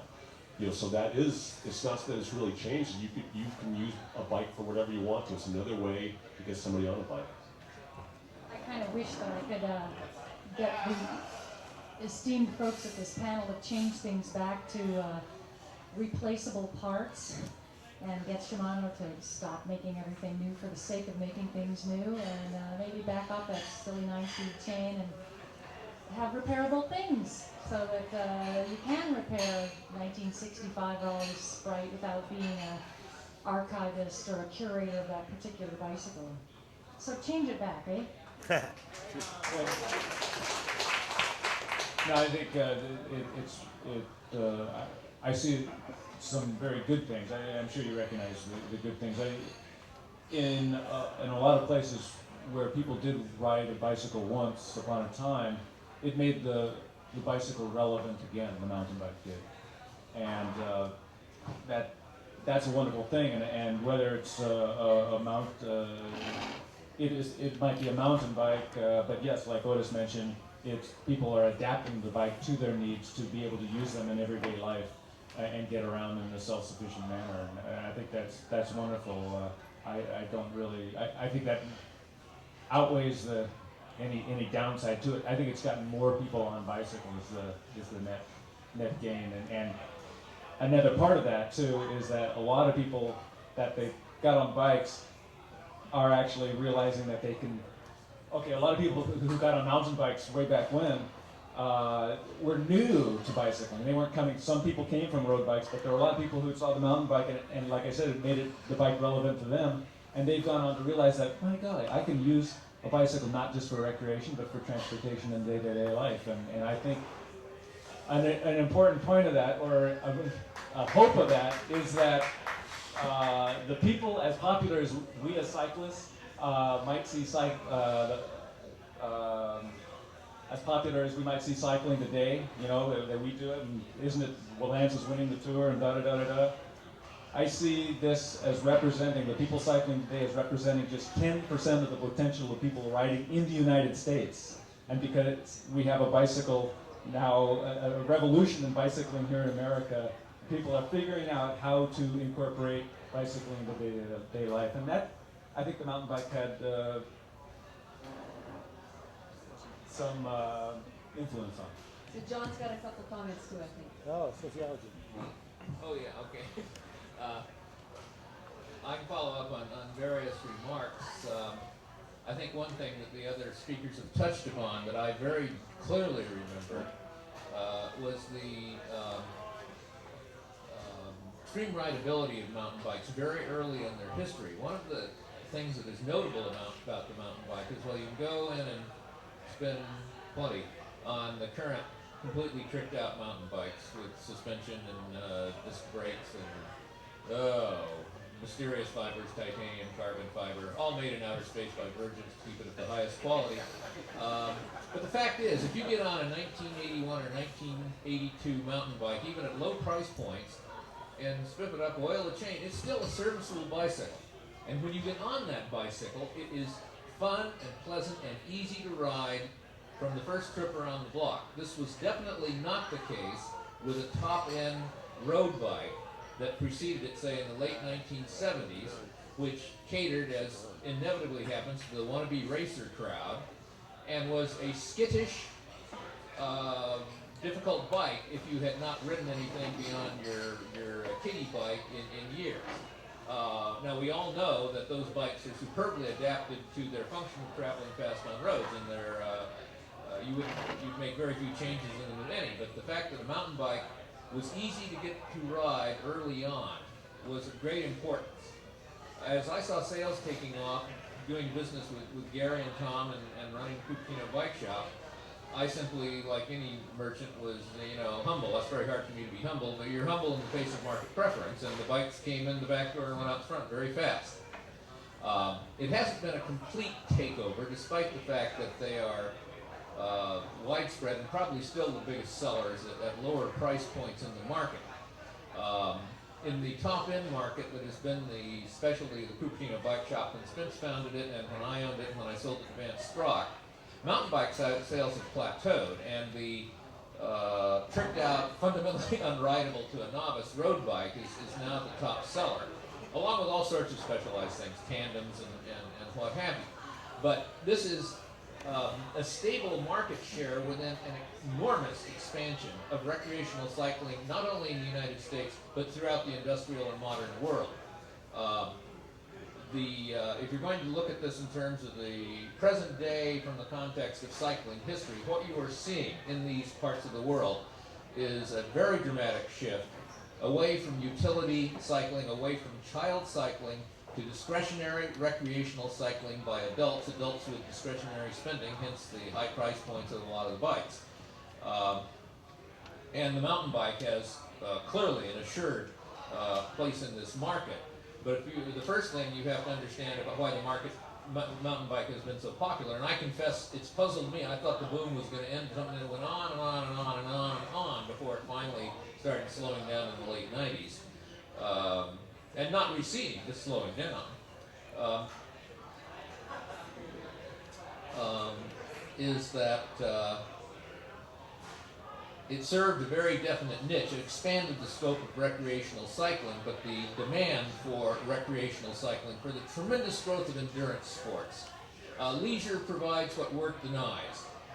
In a world of a knowledge economy in which everybody sits around and has to be clever and scheme and think all day, writing briefs, getting the most energy efficient path in a integrated circuit,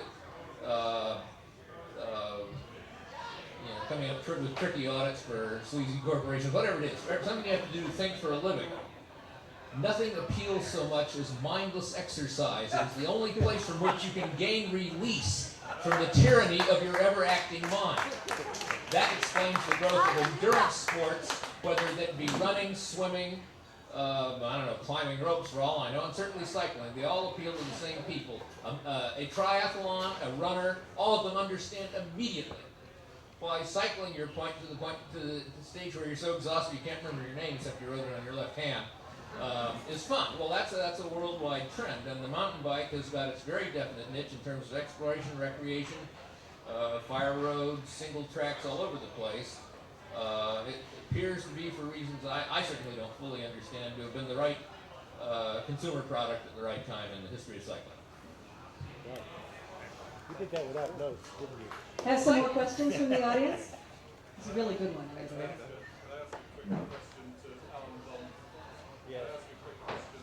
To Alan Bonds about the legendary Wokus. Can you describe the legendary Wokus for us? Well, hello? Well, what happened? Explain the Wokus. Explain the Wokus. I had two friends in Larkspur, Robert and Ian Stewart, and Ian was my roommate, and he was the guy encouraging me to get a bike like his. I had seen Charlie's bike around town, and it had more parts on it, definitely. I like the idea of more parts, brakes, gears, and so forth. But there was no place in Marin that had an available frame. And his younger brother, Robert, had been up in Oregon four-wheeling the summer before, and had run across this guy with a dismantling yard in Klamath Falls. And he had actually spent the last 30 years dismantling neighborhood bikes and repairing many of them, but many that didn't get repaired got thrown on the pile. And it was out near the edge of town by the railroad tracks. Anyway, me and Ian went driving up there looking for it. We got to the edge of Klamath Falls. First gas station we stopped at, we said, well, is there a bike shop called Otis around here? And they said, oh yeah, just go through town, go to the railroad tracks, just past it, turn right, halfway down the block, on your right. So we go there, and the guy probably would be defined in terms from my youth as simple. And he had spent perhaps 30 years taking apart these bikes. He had boxes and boxes in his basement of pedals, headsets, rear brakes, every component off the bike for hundreds of bikes were all in his basement. He had 6 stacks out back that were maybe 25 feet long by 5 feet high of just frames, lined up with the headsets facing one direction. So one guy got up on top and the other guy ran along looking at headsets and sighting down the frames to see if they looked straight. The guy on top would pull off all the frames until he got down to the one we wanted. And it was an amazing thing, but it's probably not there anymore. Metallurgy on steel just doesn't survive very well out in the rain and cold and snow every winter. And, so I've never gone back looking for them. It was really an experience. We went up, brought back 50 the first time. The truck was loaded completely down, swaying as it's coming down I-5. And 2 weeks later, we went back and got 50 more, and he sold each bike to us for $3. And for that $3, we got to pick the frame, pick the wheels, and pick all the components to go and make up one bike. So we cleaned them out pretty thoroughly. I see another question back there.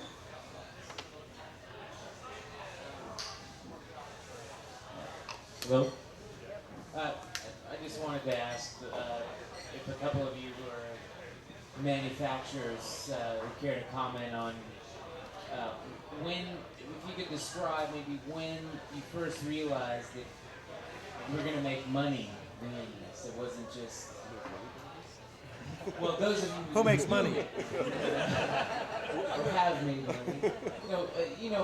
After this kind of invention phase that you described in your talks, when you realized, wow, I'm really gonna not only maybe sell this to a few of my friends, but I'm gonna have a broad market for this thing. So.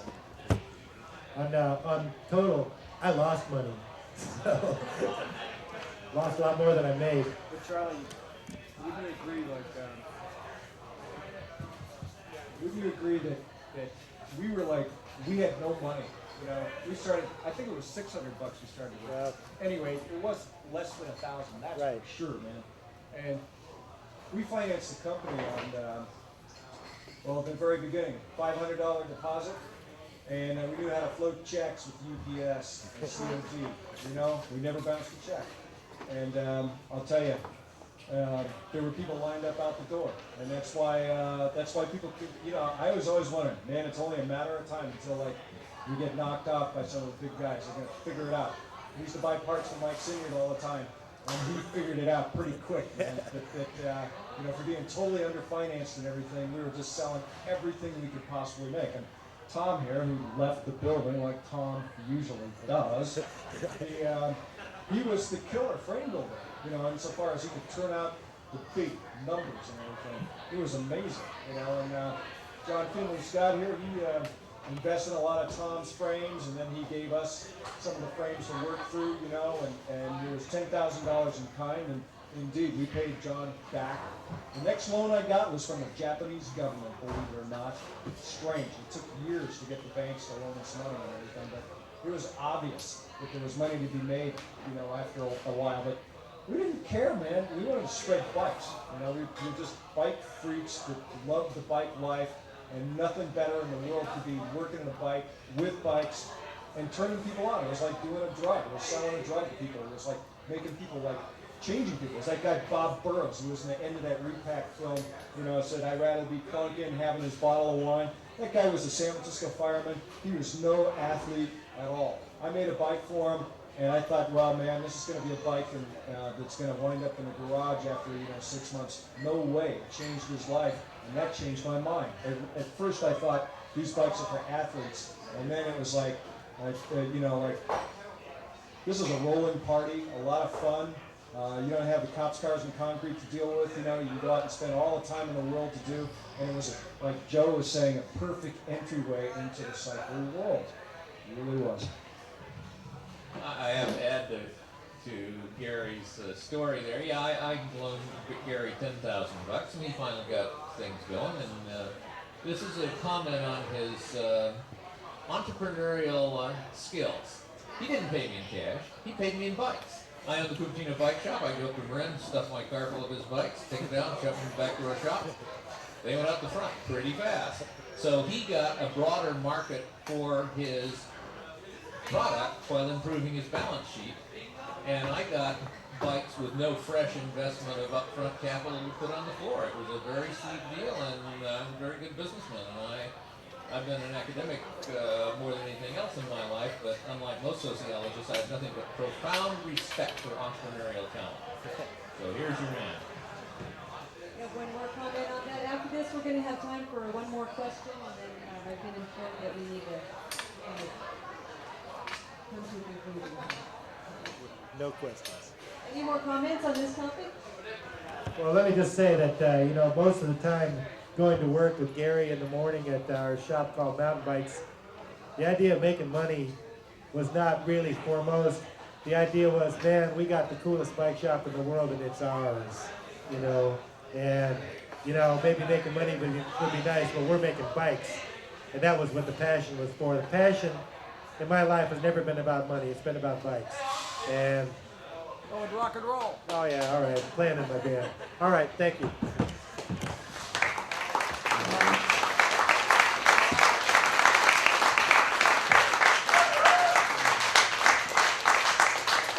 We've got time for another question if someone's got one. We've got a gentleman in the back there. She's standing right behind you.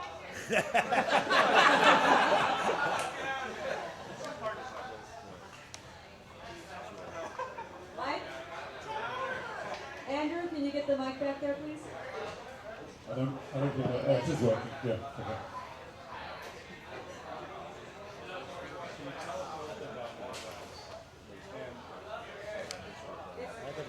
Yes. Okay. And the second part is, will the boys ever play nice together? Boy, I cannot answer question 2, except everybody's behaving beautifully. Will the boys ever be able to play nice together? Oh, let's see. Question 2 is hard to answer, but I definitely think that the more women that are on bikes, the better everything's going to go globally, because it's going to mean that women have earned enough to buy the damn thing. And in order to earn more, they're going to have to learn how to read. That means education for women is going to have to come up all globally. And unfortunately, Wombats isn't about that. It's just about getting middle-class women on bicycles. But you got to start somewhere, and when mom's happy, everybody's happy.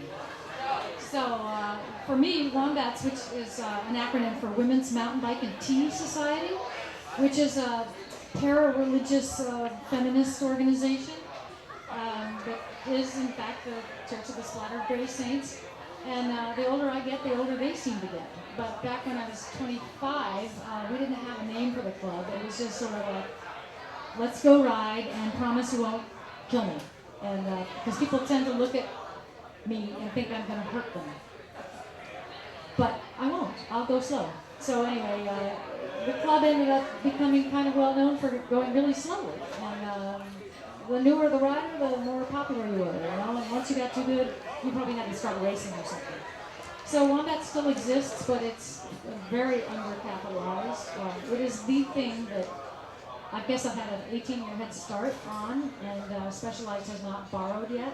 But they'll get around to it. Trust me, Trek has already used their women-specific design campaign based on my website and stuff. A lot of borrowing has happened thanks to Wombat's creativity.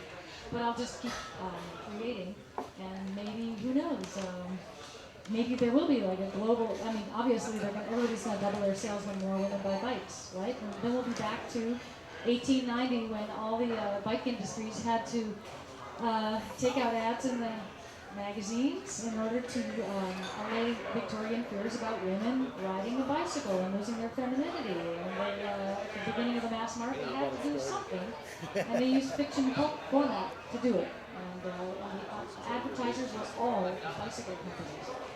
But nowadays, the women are begging the bike companies to take them seriously. It's kind of an interesting reversal. Back then, it was the bike companies trying to convince society to let women ride bikes. So anyway, it's always a cycle, and I look forward to the next turn of the cycle. Does that sort of answer it? Does that make any sense at all? Yeah, that's really wonderful, Jacquie. My website, just look up Wombats. WOMBATS, Women's Mountain Bike, ampersand, T Society. The T stands for time. Like, let T equal time. May you always have time to ride your bike. Anyway, thank you. Thank you, Jacquie. I have to say, Jackie's always been feminine, but I've never known her to go slow. Are we done? All right. Thank you.